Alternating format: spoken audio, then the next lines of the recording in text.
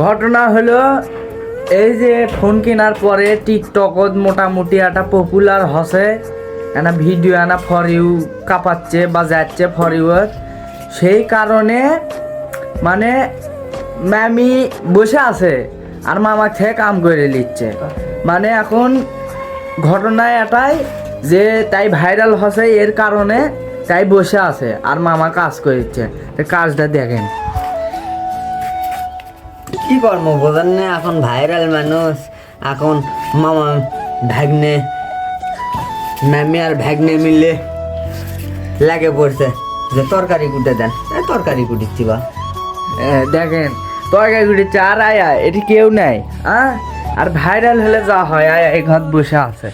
আয় কি করবো এনা কাম করে খাক, অত কাম করতে পারবো না, হাত পাও নষ্ট হয়ে যাবে,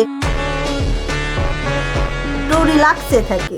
দেখেন তাহলে ইনকে মানে এই পপুলারিটি এত যদি ইয়ে করে তাহলে এতদিন পরে আছে। তা মামা 2 লাইন কিছু কোন ম্যামের জন্য। আর কি কম বা দে, এখন তোলা হাসলে পারে যাই যাই। আপনি আন দিবেন? হ্যাঁ তাহলে কে আন দিবি? ম্যামি না বাহ ফাইন, ভালো উন্নতি হচ্ছে বলে ভিডিও দিই।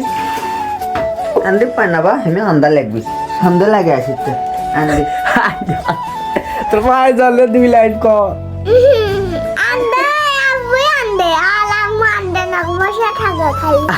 আল্লাহ ইয়ে করছে তাহলে কি কম, অনেক কষ্টের পরে জালটা একলাই ধরালো তাই এখন হ্যান দিচ্ছে।